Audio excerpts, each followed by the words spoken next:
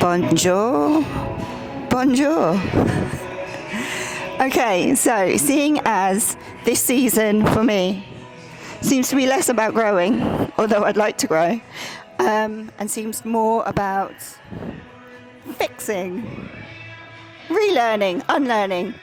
I thought I would take this opportunity to talk to you about anterior pelvic tilt and neutral spine, the benefits of getting it right and the real pitfalls of getting it wrong. So, we've been lied to. We've been lied to by social media. We've been lied to by influencers, athletes, and most of all, we're lying to ourselves. Because neutral spine isn't this, okay? This is not good lifting posture. This is anterior pelvic tilt, and this is going to set you up for huge, huge failures going forwards. How do I know? Because I'm suffering with it myself now, okay? A neutral spine looks like this. Probably isn't even neutral spine. It's been so long since I've had one. But a neutral spine, we actually have our knees, our hips, our ribs, our shoulders, all in line. There is still a curvature of the spine, but it's not an artificial one like this. Now, what's wrong with working out, walking around with posterior pelvic tilt? Okay, let's walk through it from the bottom. This is going to blow your mind. Okay, anterior pelvic tilt. We're going to start to get weak hamstrings. We're going to start to get weak glutes. All these girls complaining that I lift really, really heavy, but I'm not seeing my glutes grow. This is probably why. If you've got anterior pelvic tilt, right, your glutes are not living up to their full potential. Okay, anterior pelvic tilt, if you imagine this is the end range of a hip thrust, the top bit, right? You are never, ever going to be in full lockout in any of your lifts with anterior pelvic tilt, okay? So your glutes is going to start getting weak. You're probably not getting full range of motion in your lifts, okay? So we've got weak hamstrings, we've got weak glutes. We're going to start to get tight hip flexors, right? So rec fem, that is also a hip flexor. This is going to start to get tight. Our quads are going to start to get tight. Our psoas is going to get tight. Okay? So again, this is going to cause even more problems when you're lifting, because again, we're just never going to get into that full extension. We're going to lose the ability to do that, which is where I am right now. Okay? Now, I know everyone knows our psoas is on the front. So we're going to get tight there. But also the psoas wraps around, and it's also in your lower back. So it's going to start pulling your lower back, right? It's going to start pinching. So that pelvic tilt is going to get worse and worse and worse. This is going to get tighter. You're going to start getting back problems, both when you're lifting and day to day. Yep, that's where I am. And as this tightens, we start to see the rib cage lift as well. And this, my friends, is when we start to see rib flare. So if you're seeing your ribs quite badly in your front pose, chances are you have anterior pelvic tilt, okay? Now, what's wrong with rib flare? Well, if you are an athlete, the judges do not want to see rib flare in the front pose on stage. So this is an issue. And it's not going to be just a case of pulling your ribs in your front pose, which is something I've been teaching. Actually, for some of us, it's going to be a structural, day-to-day posture change that we're going to have to make. Now, the other issue with rib flare, when we have structural rib flare, when our rib cage starts to go up and out, okay, we can't breathe efficiently. This is when people start to see their breathing get a bit more shallow. I've seen it in my Fitbit. I can feel it day to day, like I almost feel out of breath. I feel unfit. And this is due to that rib flare. This is the rib cage lifting up and the diaphragm not being able to expand properly. Now, when that happens and we start breathing shallower day to day, this is causing a whole host of other issues as well. So, shallow breaths.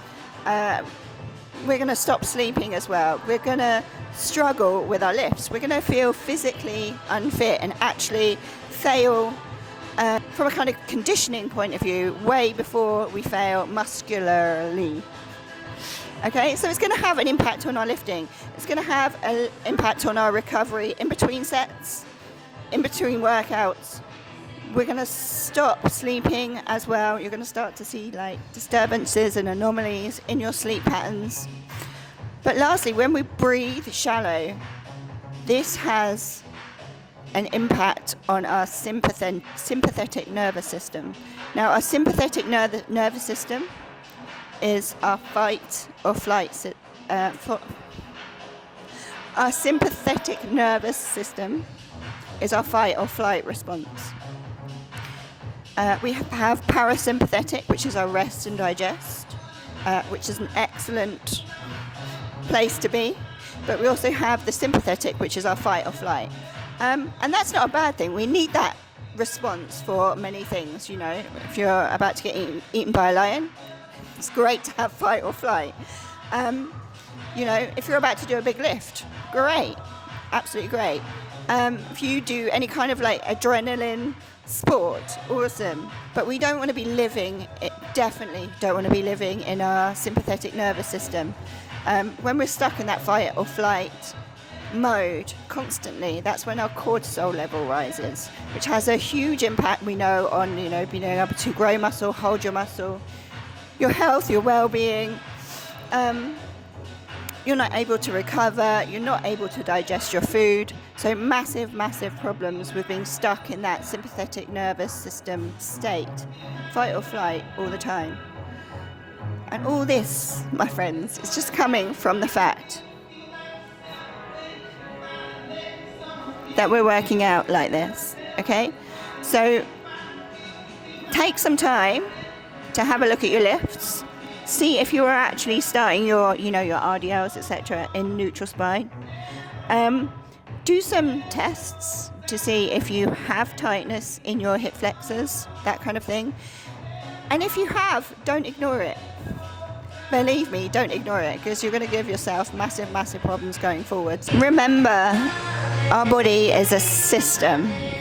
We talk a lot about homeostasis, you know, when we talk about things like water balance or hormones and stuff. Something goes up, something must come down. And it's exactly the same structurally. But that can also have a massive impact on other things that aren't structure related, like your breathing. So obviously remember, our body is a system, right? It's an intricate dance of you know, things that are related to each other. We talk a lot about homeostasis when we talk about energy balance and electrolyte balance and vitamins and minerals and hormones, etc. But it's exactly the same structurally, and if something gets imbalanced, if something gets weak, if something gets misaligned, not only are you going to have problems with that area, it's going to have knock-on effects everywhere else in the body. And structural things can affect you in a non-structural way. You know, we can get breathing problems from literally having a poor posture. You know, that can kick off anxiety, that can kick off a whole host of other stress-related problems. This is like one of my biggest lessons from this year. The little niggle can literally ruin your entire year. So why have most of us got anterior pelvic tilt? Well, I think that's a result mainly of just modern life at the moment. You know, like we are all sitting down all the time. I'm an athlete, so everyone thinks that I'm on my feet all the time, and I do actually do like 30,000 million steps a day. But I have a full-time job. I'm sat down for 40 hours a week doing that. I'm also a posing coach, online posing coach, so I'll be sat down during that, and a prep coach. So that's another 20 odd hours a week that I am sat down. I sit down on the bus to get to the gym and to get here. Then I'm sat down on my ass doing my shoulder presses. Do you know what I mean? And then I'm sat, maybe if I'm lucky, for 10 minutes a night watching TV. So just like poor posture is going to make it, modern day living and the poor posture that comes with that is going to make it so much worse. But I honestly think the biggest factor for anterior pelvic tilt, outside of Instagram reels and influencers, is bikini posing, because we need anterior pelvic tilt in our poses, and it's in every single pose. You know? When you're in your front pose, anterior pelvic tilt there. Model pose, anterior pelvic tilt. Photography pose, anterior pelvic tilt. Back pose, anterior pelvic tilt. The walk, anterior pelvic tilt, right? So we are embedding it when we start doing our posing, and that is, we absolutely need that. But someone like me as well, where I practice my posing virtually every day, not as much lately, but for 7 to 8 years I've practiced it every day, and then I'm teaching it. You know, I am living in this anterior pelvic tilt, and it has now crept into my everyday life, my everyday posture, when I walk, when I work out, and it's causing me so much problems. Okay, so how do we fix it? Alright, so firstly, there are things that we need to strengthen. Okay, so we need to strengthen, bizarrely, our adductors, right? Because these are a big stabilizer of the pelvis. So we want to be doing adduction work, not necessarily just hypertrophy, which some of us might be doing for certain federations for bikini, but we need to strengthen them as well. So get on your adductor work. Secondly, obviously, we need to strengthen our hamstrings. So work, again, hypertrophy work is great, but work on some strength work for your hamstrings too. Make sure that you're also keeping those hamstrings flexible with some flexibility work. We want to be strengthening our glutes as well. So again, strength work is really, really important. But we can also start to use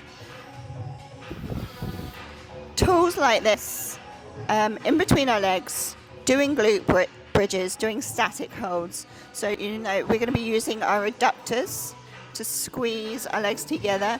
Then we're going to go into a glute bridge, and we're going to try and find that neutral position rather than anterior pelvic tilt. Obviously, stretching. We want to be stretching our hip flexors, that rec fem, our psoas.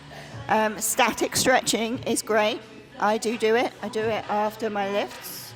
But what I've started doing is trying to incorporate exercises at the beginning of my sessions that incorporates flexibility work, that hides it in there.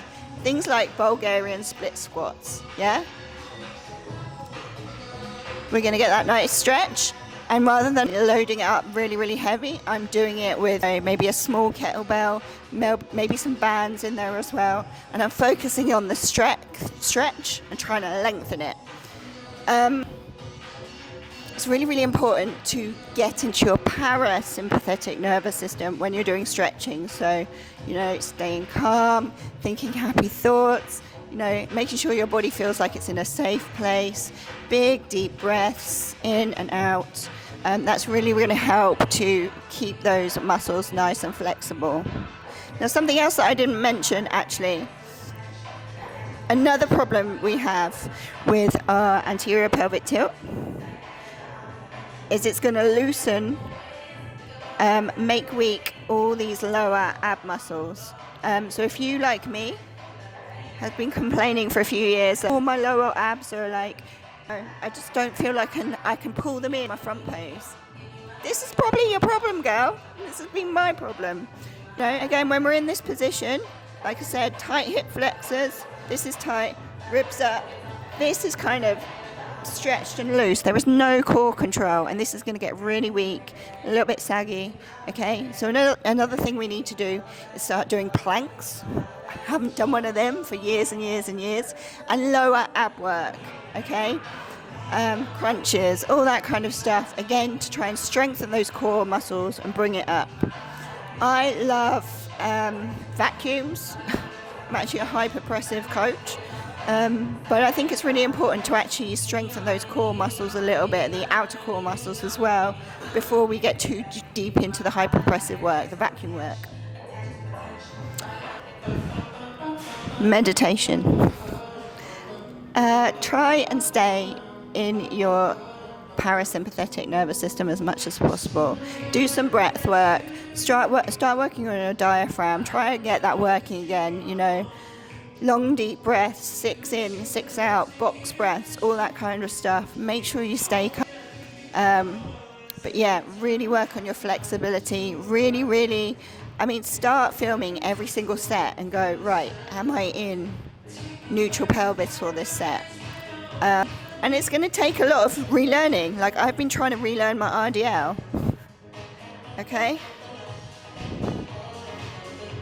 And every single time I come out and I somehow slip back into anterior pelvic tilt. Okay? I hope that helped. That is a lot. But I thought it was really worth putting it out there and showing something very small can really sabotage your prep. I'm not saying that was my entire problem this year, but I have found, having stepped back from prep and zooming out on the whole thing, there are a lot of very small issues that I had this year, and I want to give myself credit. I was like knee deep in prep, and it's really hard when things are hard to sometimes go, right, something's not right here, what is it? And there were a few small things that weren't right, and they just escalated, and I ended up looking the worst, feeling the worst, and it was the worst year.